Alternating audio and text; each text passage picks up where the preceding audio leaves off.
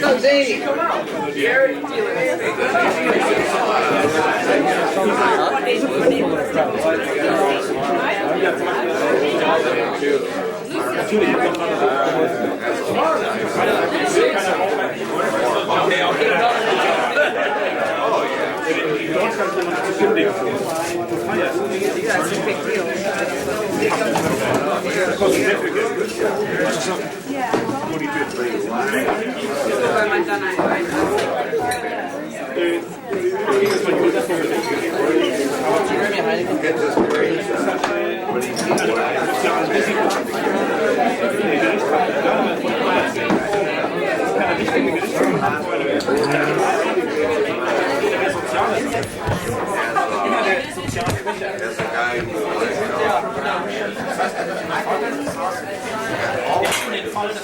Okay. All right. This thing's called Strike. Hey Gary, shut up.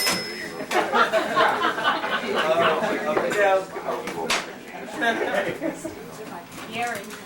Hey Steve, Gary, shut up. My father is learning to walk. He has managed to fall only once, climbing into his high, white bed. He is practicing his handwriting, signing over and over again the name he's had for 66 summers. Every day he works his mouth into answers to questions like, why are windows made of glass? I've learned odd things from him lately. During a storm off Guadalcanal, the Navy cook made pork chops for luck. The best martinis come straight from the freezer and a bottle of gin with a cap full of vermouth. My mother stopped eating for a while, confusing everyone. My father is a dreamer who has encouraged me to buy an accordion just for the hell of it. A stockbroker for 42 years, he still bets the horses and the lottery and never made a dime with the money of anyone he loved. My father is a sailor who has never owned a boat.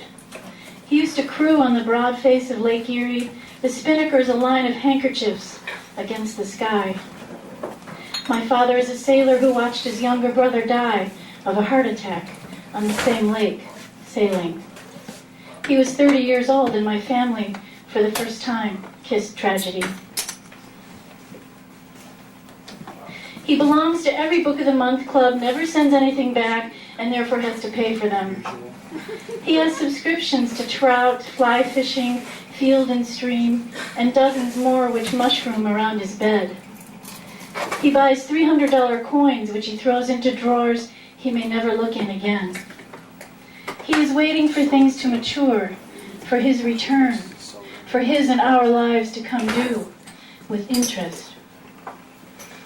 He was going to retire, carefully studying books on how to tie flies for trout. Now all he wants to do is sit in his courtyard he laid with bricks 2 decades ago, surrounded by pots of lemon thyme, tangled daylilies announcing their short lives, and massive roses.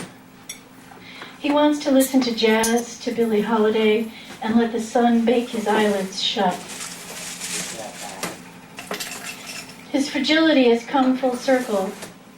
We grew up in a house full of weeping faucets, incontinent refrigerators, loopy clocks, fuzzed out radios, green people TVs, a long intricate dance of cars back and forth to the shop, a gas grill that blew up, a door that hasn't locked from the outside in 25 years. My father, wholly unable to decipher the logical marriage of mechanical parts to themselves. We grew up believing our house a target of fate, that we were strangers in a land of mechanical breakdown. The machines spoke a new and clickety language.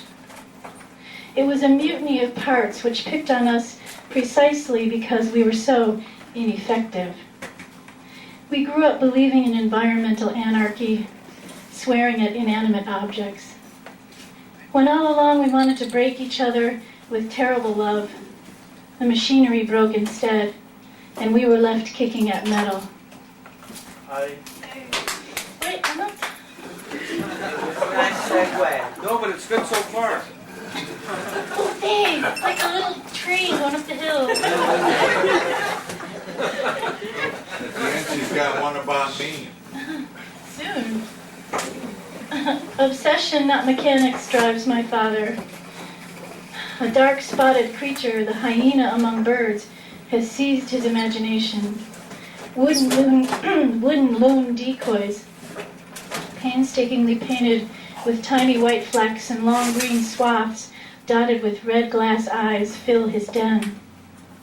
There are books with pale watercolor plates of loon country videotapes and recordings of their calls. The year my mother died, we took 1,200 pounds of gear, one husky dog, and a boatload of grief to the camp in Quebec, where the men in my family have been fishing and swigging whiskey for decades. In usual fashion, we broke both the water pump and the outboard motor. But every night at dusk, my father slipped to the edge of the lake and proceeded with eyes closed to call in the loons. Every year, the better part of the century, the men have fled the city to the mysteries of Quebec. The rituals are set. Beer before breakfast. Robert, you would like it up there. Whiskey for lunch with trout, and a London broil cooked over an outside grill, dropped in the sand at least 3 times before eating. Walleye, shore lunches, rude Frenchy jokes, and no women. Moose sometimes and rancid butter, but that was in the old days. How did you do that? Over the door of the cabin hangs a photograph of my father's father, knee-deep in a Quebecois cove, forehead tanned by afternoon waits for pike, a record one swinging from his hands like a disembodied thigh. Defenseless against fads, my father let us twist and shout to new 45 records, take pictures of the sofa with brownie cameras, wear our Mickey Mouse watches to bed. One Christmas we descended at dawn to a choked living room, wall to wall with Batman caves, granny dresses, delicate china horses, Barbie and Ken, BB guns, and 2 live rabbits named for foods. At that time, we could all fit into the big Naugahyde chair, now splayed at the seams and covered with magazines. We watched Lassie on Sunday nights, ate Jiffy Pop popcorn, and listened to sonic booms peal down the roof. I think you're very lucky. I used to tiptoe to the kitchen and join him for dead of the night milk, his stomach churning with Dow Jones Industrials, mine with the thought of summer. He gave me a plastic guitar and taught me Chinese music by plucking beyond the bridge.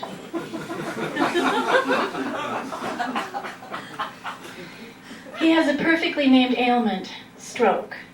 The stroke of a pen, of a swimmer slicing water. The stupid stroke of luck, as if God could still strike us down in the late 20th century. It went like this. He goes for hot dogs at the 7th inning stretch.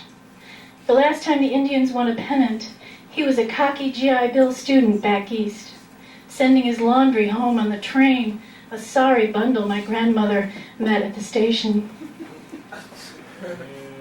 There's a pop-up to left field, the sound of a train, my father facing everywhere but home. It's an error. There's a scramble in the upper deck. My father goes foul, the ground tilting beneath. Impact. Cheering. He's out. Taking baby steps back to his seat, the air felt like tiny razors in his throat. He mumbled and brushed his new girlfriend away. The Indians were 3 games out of first.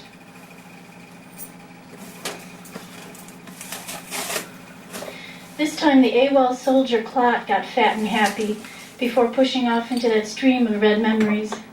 Sailboats, the stink of marigolds, dry jokes and small towns, countless dawns and 4 chords on the piano. His best friend Bob was struck down last year, worse, leaving him chairbound and speechless, except for the odd ability to swear. We take my father to see him. Bob wags his good hand in greeting, yelling, "Damn it, damn it, damn it, damn it," fast and loud.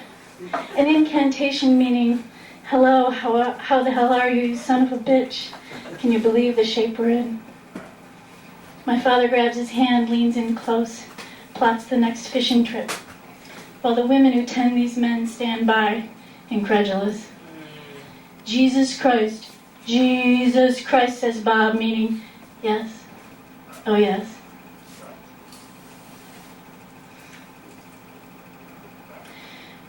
We've never been able to pin down which small Ohio town my father's family came from. DeGraff, West Liberty, Lima, Bucyrus. Crooked crossroads that flowered before Hitler was born. Sparks is from the Welsh, shortened from sparrowhawkers, leather-fisted men who tended hunting birds. It's a name now without use, without bite. My father's father was a dandy who escorted girls in his carriage at dusk to Indian Lake. A giant of a man who lived high and died broke after marrying the granary owner's only daughter. Her name was Nell, and she grew up in a huge Queen Anne on Main Street in Lima, a woman who went to college before women could vote and had a special purse for her impromptu winnings at craps. These things my father tells me slowly, as if he's surprised I don't remember them. Now he swings his bad arm like a heavy beam and wraps his lips around carrots and peas. I see him every day. The tomatoes have long since been stolen from his garden, and my sister has harvested the herbs. He sleeps in the dining room, his wheelchair and foot brace abandoned in haste. Childless, I take his hand, childlike and curled. He bursts into tears, giggles, and asks for the stock reports. I hold his arm as he takes shaky steps in his new shoes. It is unclear why windows are made of glass.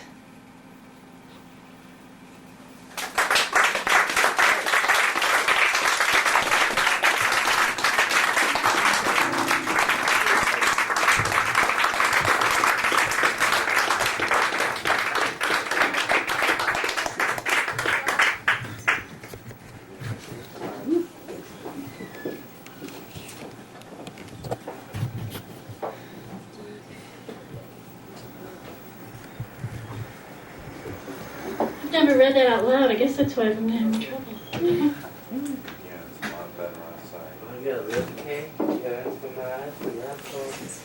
Your dad smashed my baby. Thanks, Work Robert. on it. I've been writing sonnets, and last time I read here, I read 4, what? I'm going to read some sonnets.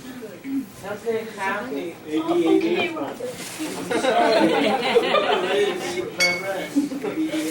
Keep going, keep going. Number 1 for F. Your father said you are older than water. You were and good until you were 18, when the curve and fist of alphabet streets, sacrament of needles, are what you leaned your hip into and were declared no longer. Women were fish you couldn't clasp. Men took your mouth. Your arms surrendered. You kept your sutures, dear surgeon. But you were newer than blood from a heart beating harder to me, bitter as copper, dark as a bite. At night, singing wails, wind in certain leaves, pearl-handled knife unearthed in Ohio, meat falling without regret. Pluck out the stitches, love, your patient. Number 2, for D. These are all for people in my life. Not in your life, my life.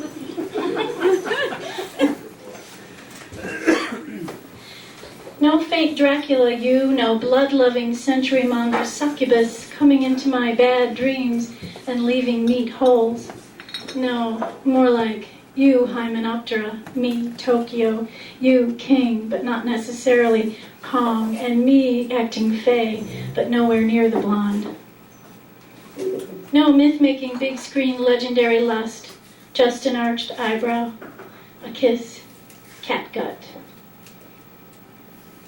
Let's use Marlboros for divination, your Telecaster to call the morning prayers. Mere cats and dogs gathered at the table, feasting, hands crabbed over buttons to play. You, me, F4 on the jukebox, a new spun story. A note to the test. 3 for B.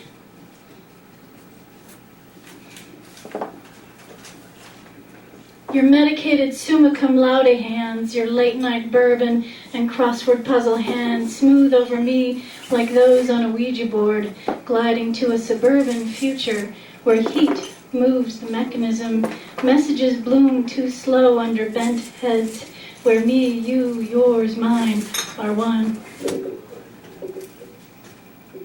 But I am not your sovereign state, your very own personal topography. Protracted mystery board games don't play well here, where paint speaks, rust sings off-key a cappella, and altogether odd suns set in rehearsal. Let's dream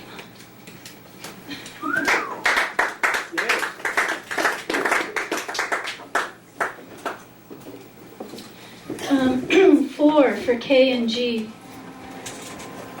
It's bleeding time for your girl. But she won't follow no tarot spread. Instead, the thunder in your voice, blue sparking in the dark, hormones that never go ho-hum but thrum up and shivering down as if she had tiny violins in her skin being sawed back and forth by bees. No labyrinth of men for this girl, no blue-eyed godhead, but good chaos. A single canoe stopping for no one's camp, the stars imploding without help from their planets who stare dumbfounded by love's heat, the body's fine light.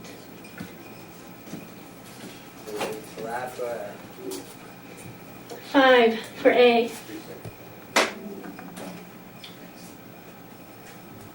With your no rococo curves and bumps to grab, you slip through air sideways, more like water, voice of water, watery water, bones sliding over rocks, water. You have carefully placed water to trip other water women up. Your water glide through space, leaving no watery trace, is merely motion, followed by hands, murmuring. It's your fauvist altar stained with cabbage roses I'm after, place of overblown slaughter. I dream of food and women and funny, you never make an appearance. You only take them home in folds of wallpaper dresses. So many men, mumbling to yourself, so help me, so little time.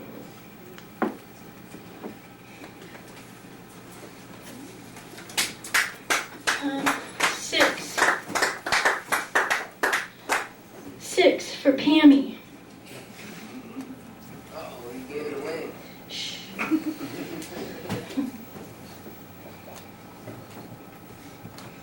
The saints wanted you, Patsy Cline, oh so much, but you saved your electricity for men only, clunking and chomping, chicken souping it over you, leaving all your silk scarves huddled, shuddering. You have washed and danced their bodies, washed and danced your own, fed them volts they couldn't handle, outlined in shocking blue. Now send them back.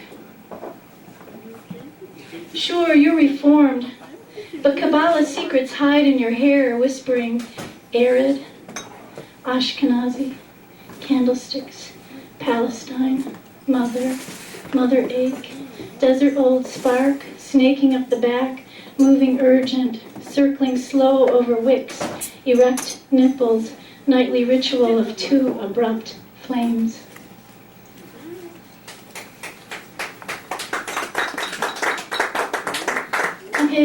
the last sonnet. Could it be happy, please? Oh, I'm gonna try. I'm gonna try with this one, Robert. I really will. Amy, you're so beautiful. God loves you. Everybody loves you. Let's have like a nice, let's close. Robert, just let me do one more. I'm sorry. For H.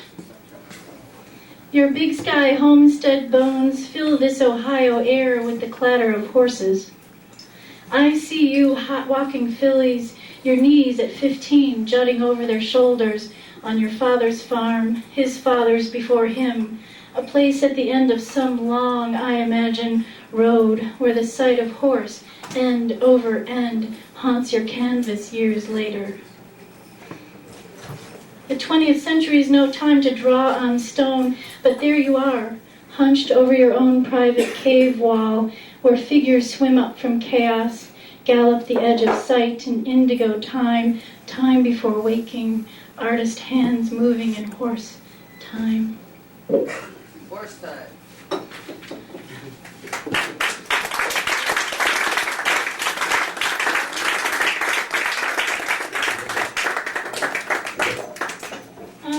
Last night, DeCapite and I wrote 2 poems here at this very bar. Are they notarized? Yeah. If you know God. Are they official? They're official, they were typed. And you're going to have to guess which lines are Mike's, which lines are mine. You have to? No.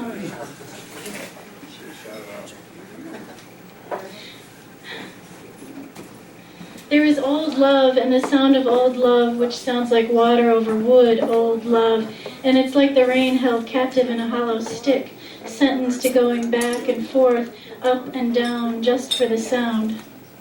Bracelets, trinkets of another time and former sex. With a flick of a tongue I'm launched above it all, I hang like a kite. Meanwhile, we are caught and particled in the grain of the bar.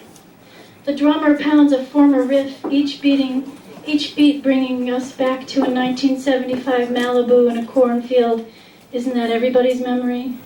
Trapped in threads of recollection like insects in a web, not of our making, but one we take to gladly. I love you, trapped as we are in bracelets of light.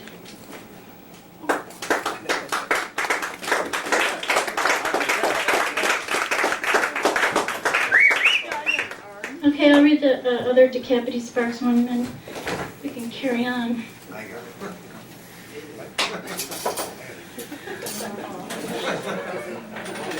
To our left, the Grinch is crouched, thinking clinical, sinister thoughts. But we are little Caesars on an elevator toward the glare.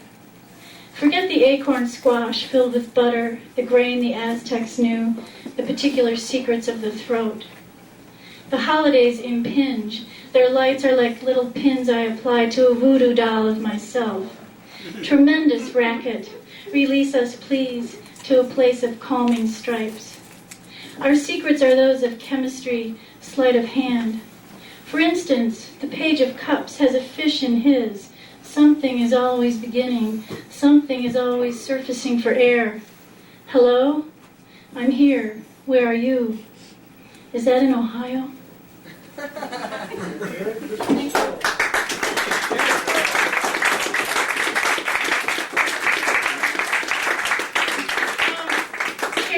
Terry Durst would also like to do one short thing. All right.